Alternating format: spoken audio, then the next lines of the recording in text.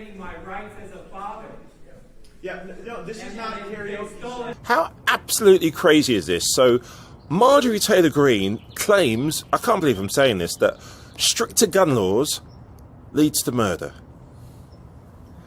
I made a comment the other day that sometimes you almost want Gaetz and all of these people to concentrate on proper political issues, proper situations that affect everybody, but when they do, you realise maybe it's best they're just away with the fairies doing the normal level of BS. And just a sign of the level of, what word should we use? This is their own people they're having this meeting, hearing for, and somebody stands up, and if you listen to what they're saying, they're probably on the same side as Marjorie Taylor and Matt Gaetz, and they're expressing themselves with frustration about their weapons. But the level of insecurity from Gaetz and Marjorie Clown is so crazy, they actually have somebody who's probably on the same side as them at their own hearing removed. Clip is coming up.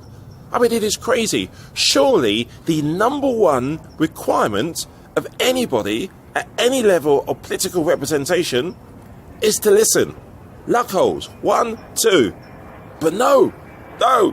And as for freedom of speech, well, that's not happening on their own doorstep as well.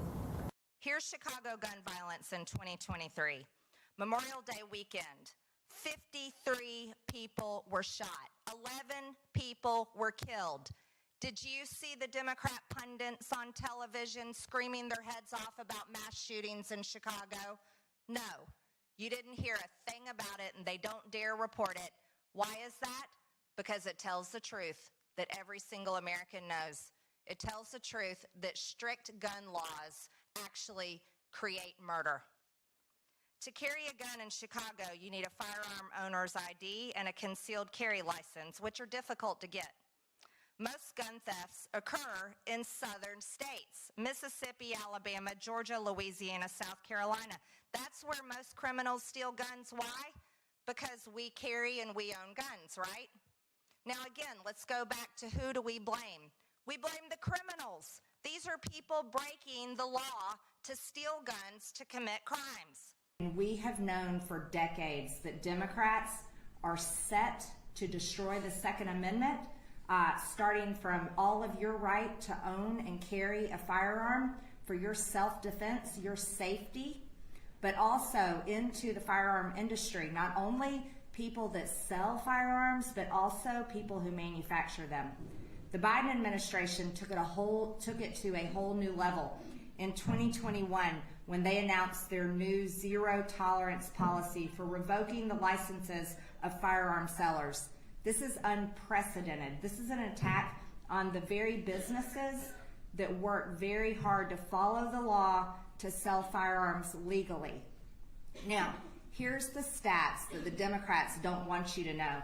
The National Institute of Health estimates that about 380,000 guns are stolen every year in America. Now, who do we blame for that? Are we blaming the people that have FFLs, the stores that sell guns legally, the people that follow the law, gun owners that follow the law?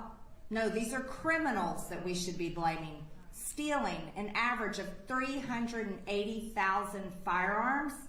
What happens to those guns? Well, it takes very little common sense to know.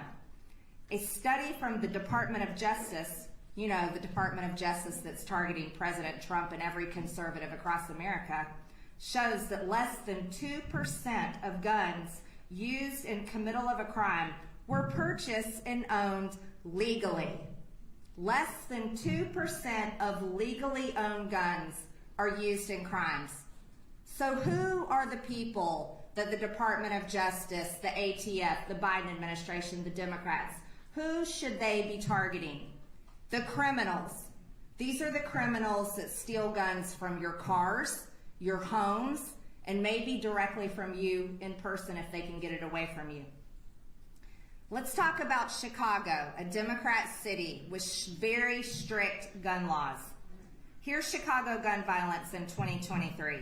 Memorial Day weekend, 53 people were shot. 11 people were killed. Did you see the Democrat pundits on television screaming their heads off about mass shootings in Chicago? No. You didn't hear a thing about it, and they don't dare report it. Why is that? Because it tells the truth that every single American knows. It tells the truth that strict gun laws actually create murder.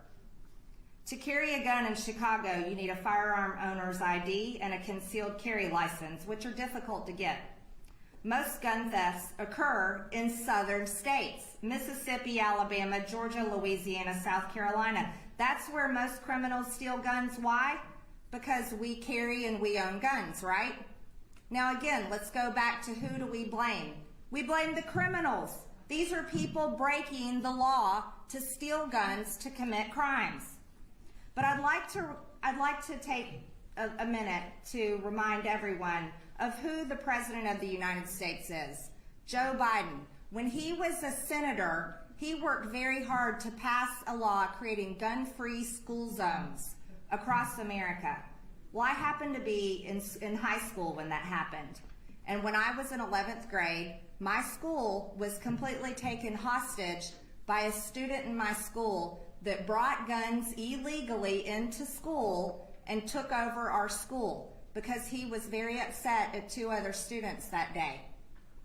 Now, do you see the ATF going after prescription drugs, drugs that may create problems in students, causing mental illness? Do you see the ATF going after illegal guns and criminals in Chicago? Do you see the ATF targeting people that are stealing guns in southern states? No. You have the ATF under the Biden administration following Joe Biden's zero tolerance policy, going after legal FFL owners, gun owners, retailers. That's who the Democrats are, because the Democrats do not support the Second Amendment. That is really the underlying truth here. The Democrats will do everything they can to destroy the Second Amendment. Respect the Second Amendment. That's not true. My Second Amendment rights have been violated here in Florida. The gentleman will suspend. Northwest Sir, Florida. this is not. That's not what we do here. I have All case right. on appeal with the state Sir, of you Florida. don't. You don't want to know what happens to people who violate an official proceeding of the I have the government. family Please have the courts gentleman removed. violating my rights as a father. Yeah, no, this is And not karaoke. They've stolen 32 of my firearms and thousands of rounds of ammunition. Well, Where is the state of Florida to stand up for me? Where is the Fed to stand up for me and my rights? Well- My guns have been stolen. My ammunition, my children, they've all been stolen from me. see, that's the difference in writing a letter to your congressman and having your views. Legal fees, between compliance costs, between we now have an outside auditor coming in every 3 months that we're having to pay. We have also put in system implementations that are costing us $1,000 a month. We're in at about $60,000 since the ATF left in November to make sure that we kept our license. So you've hired your own auditor to Yes. pre-audit you to get ready for the ATF audit, and then you're going to have to audit the ATF and the FDLE with your own screenshots. Yes, sir. Congresswoman Green, you're recognized for questions. I would just like to add in there that this is why the cost of buying goods and services in America goes up, because the government makes it so difficult on small businesses. And Mr. Smith, you just outlined the perfect example why. It's government abuse and oversight that is causing you to spend far more money than you ever should in order to run your business and legally sell firearms to Americans. I'd like to talk with you all for a few minutes. There is a gun store in Georgia that needs to be recognized. They've also been a victim of the ATF. Adventure Outdoors, they've been in business for over 40 years. They're one of the largest firearm dealers in the United States of America. Myself, along with several of my colleagues, we showed up there because they had a raid that just recently happened in March. They are used to, the Wallaces that own the store are used to dealing with the ATF, just like you all are. They're used to the audits, and they normally work with Georgia ATF agents. But what happened in March was unbelievably different and unprecedented. The ATF showed up with what they called their special force, and it was 16 ATF agents coming from all over the country, mostly from Democrat states and Democrat cities that have very strict gun laws. So you can already see their mindset. Here's what came out of it. After an audit, the ATF found 3 violations. All 3 of the violations were just as you described, Mr. Schuler. They were administrative errors. Administrative errors. But one of these so-called violations could be serious, and it could cost them their FFL, which they will fight, and they may have to go to court. So just as you were talking about, Mr. Smith, spending just unknown amounts of money and having to be prepared to do so as a business owner is a very high risk to putting you out of business. They're waiting to hear the decision, of course, and we will stand by and be very engaged with them on this. But they're trying to find out, will they have their FFL revoked, just as you did, Mr. Schuler. I'd like to ask a few more questions. And just understanding how it works in the state of Florida. So you have to use the state background check system, but how does that relate to the NICS system? And just for everyone here, NICS is the National Instant Criminal Background Check System that became part of a background check system from the Brady Act in 1993. And the NICS system, just for everyone's information, has a 95% false positive. So 95% of the people that get denied the ability to buy a gun, it's a false positive. So it shows you how bad this government taxpayer-funded system is. So Mr. Schuler, Mr. Smith, and also Mr. Herrera, let's go one at a time and help me understand, like, how does it work between, say, for here in Florida, the FDLE background, your state background system, how does that work with the national NICS system, and then from your state as well? Let's start with Mr. Herrera, and we'll go down the line. So I don't believe that Texas has anything like that. I think that all 4473s usually just go through the NICS system, typically. We actually don't handle 4473s for that exact reason. So we're a manufacturer. We have the ability to do background checks. Because I was the only Republican who stood up and said the word Parkland. Because there were heroes that day at Parkland High School. There was one kid in particular who was a 15-year-old who, when the shooter was outside in the hallway just raining holy hell, there was a 15-year-old kid who held his classroom door shut, and he took a barrage of bullets to his body, but he kept that door closed so that killer couldn't get in that classroom and kill hundreds of other children. So that 15-year-old was forever known as the hero of Parkland. So while others are crying about how we have to restrict gun rights and take my skeet gun out of my garage and confiscate everybody's weapons here who are law-abiding citizens, when the tears were flowing, I said, wait a minute, let's think about what we did. It's now been 5 years. I wasn't here 5 years ago in the legislature, but let's look at what we accomplished. The killer of Parkland, I don't know if you heard, he got a life sentence. He didn't get the death penalty. Can you believe that? So he now gets 3 hots and a cot for the rest of his life, courtesy of the Florida taxpayer. And what of that hero of Parkland? What of the courageous 15-year-old and hundreds of other children who were very brave that day? Well, now it's been 5 years later. That 15-year-old is now 20. It will be another year before the hero of Parkland can purchase a firearm for his own safety, for his own protection. And to me, that's the worst travesty of all. That's not how we treat heroes in America. Carson, agree? Dr. Rudman, you know what is really sad to me is that this country knows the name of Nicholas Cruz and David Hogg, but does not know the hero of Parkland's name, that 15-year-old that is now 20 years old.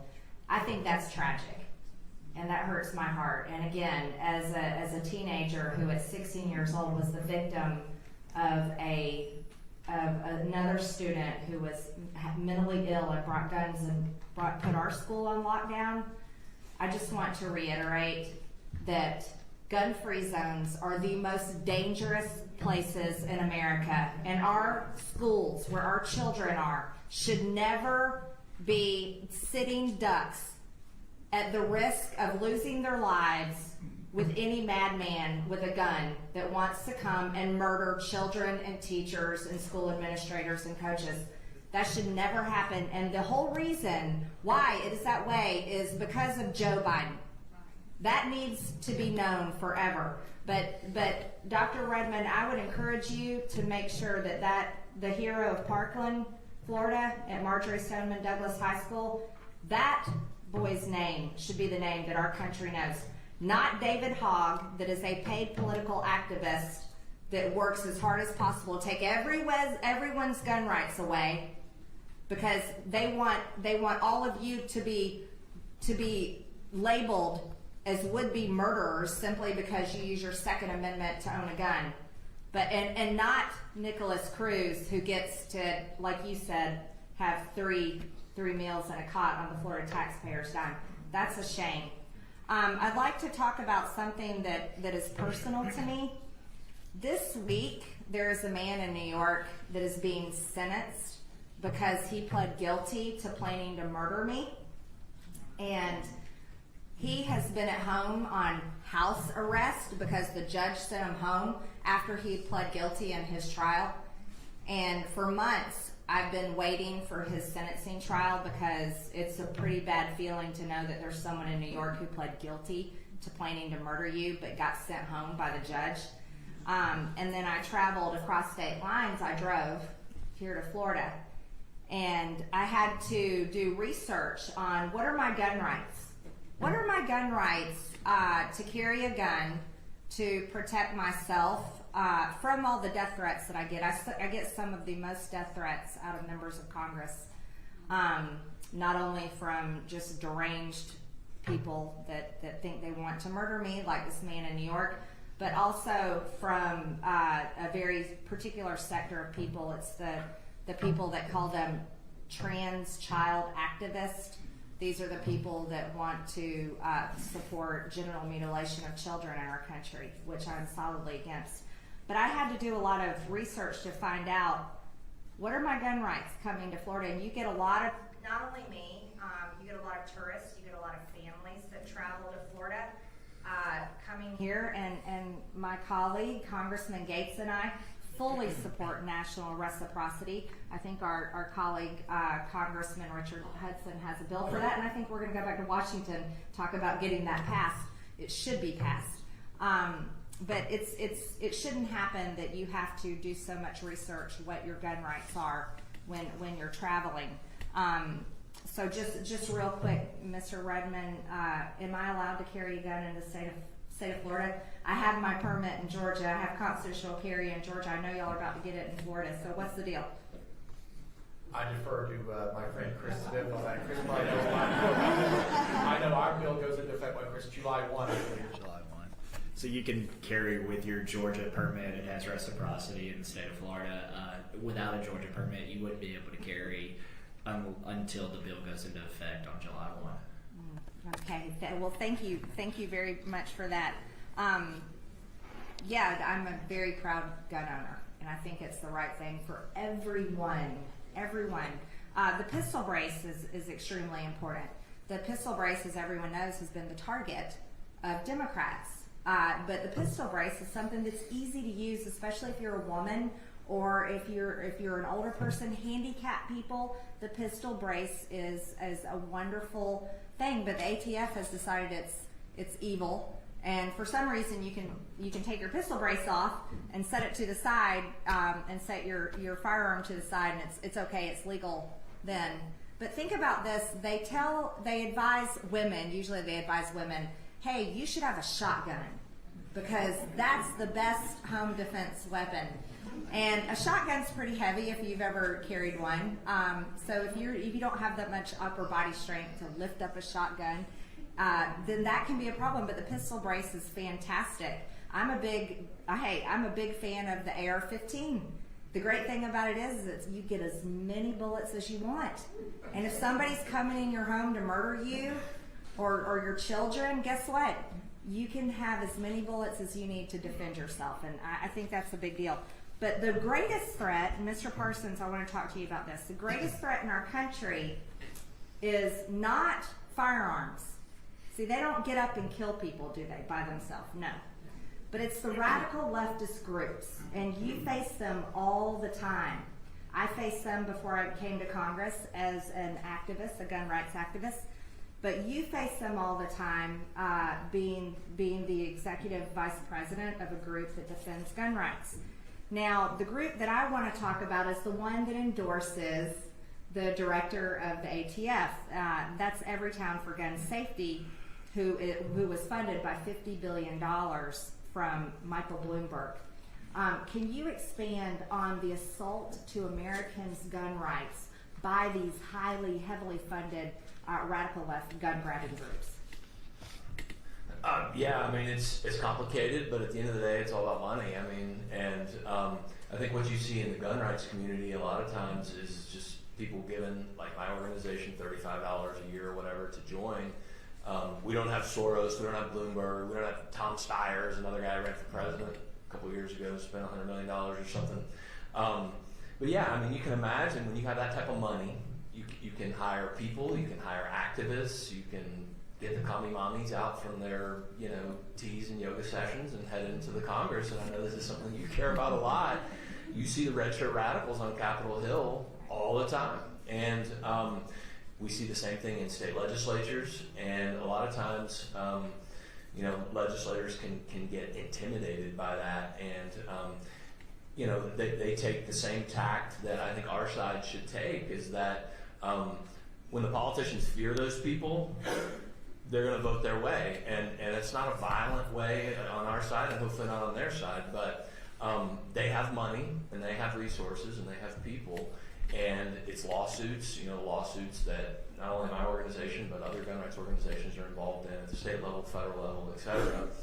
The other side typically is going to have money, or their attorneys who may work for the feds, used to work at Everytown or whatever, and I don't know if that's exactly the answer that you were looking for, but yeah, I mean, $100 billion, $50 billion, whatever, it's spent on political ads, spent on flyers, door to door, yeah, it's a lot of money. And I think a lot of their stuff is more astroturf than it is actual people, it's just money.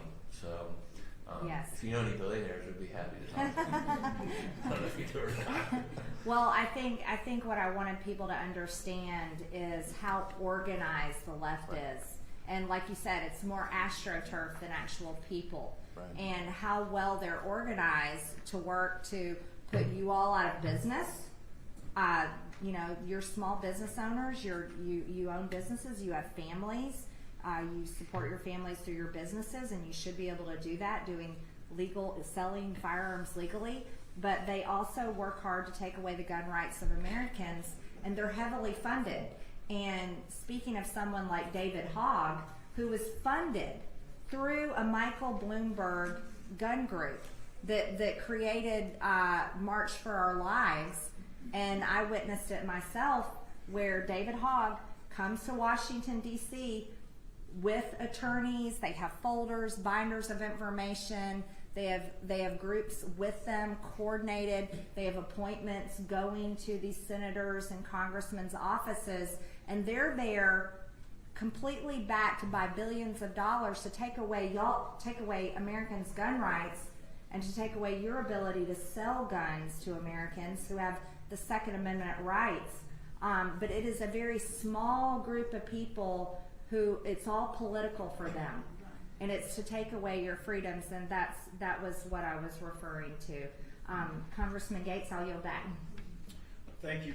Mr. Smith, I wanted to further probe the dynamic Mr. Schuler spoke about, where the ATF really converts from being a helpful entity to try to get people in compliance to trying to catch you out of compliance. And it seemed in your testimony that there were specific instances where the bad faith nature of that was apparent. Telling jokes about you, kind of parading within your store to try to send a message to customers. What do you think has caused that dynamic? Because we want every agency of government to be on the side of our citizens, not to be adversarial to our law-abiding citizens.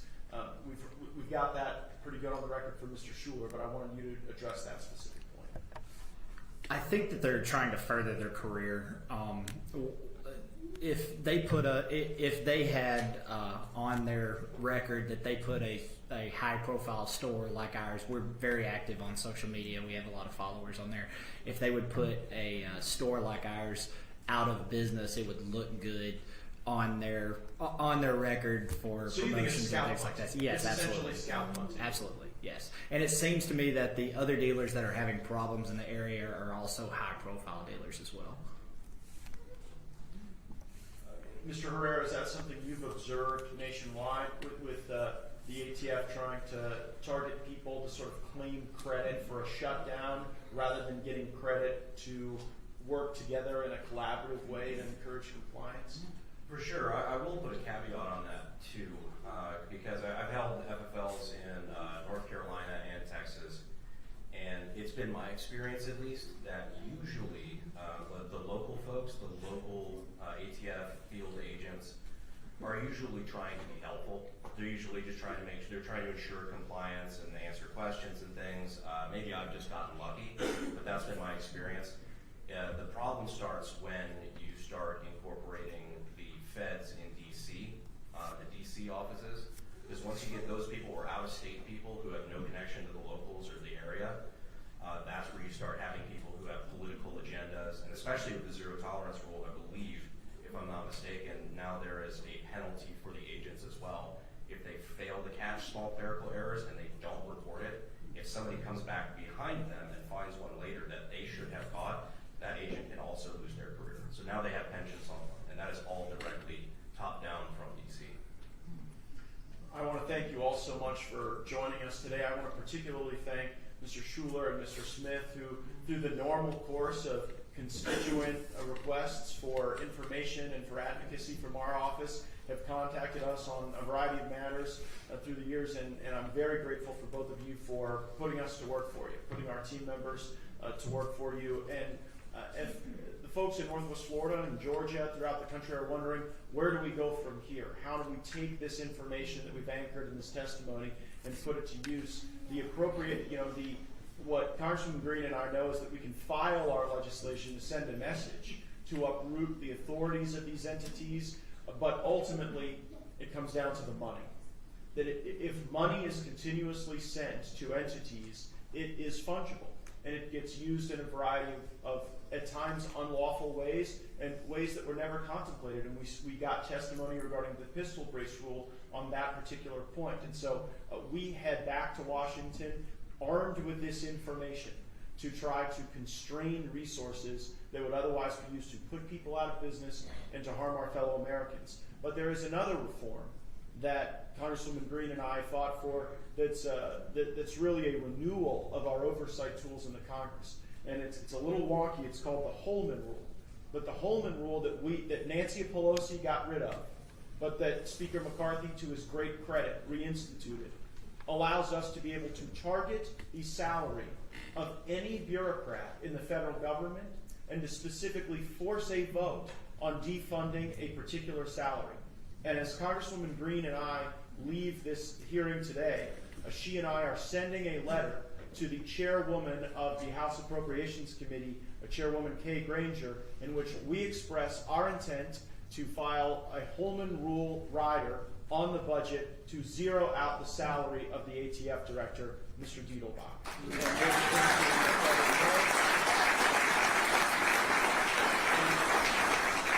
And we will be including some of the transcript and records from our constituents. We deeply thank you. If you are in attendance today and you're interested in other field hearings that we host on veterans issues, on security issues, military issues, please sign up at gates.house.gov to be able to get notices regarding those so that we can get your feedback as well. Ms. Green, I'll yield to you for any closing remarks before we conclude our hearing.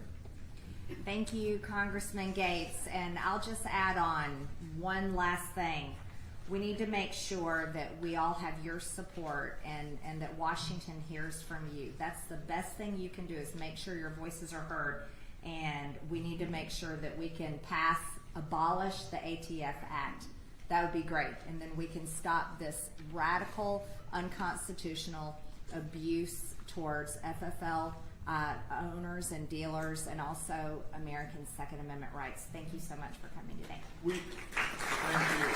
And thank you for coming down to Northwest Florida again. I know Georgia loves her, but I always tell my colleagues she would make a great Florida woman. And so thank you to the Oakland County Commission. Thank you to our terrific law enforcement officers who kept everyone safe today. The formal portion of our meeting is concluded, and we are adjourned.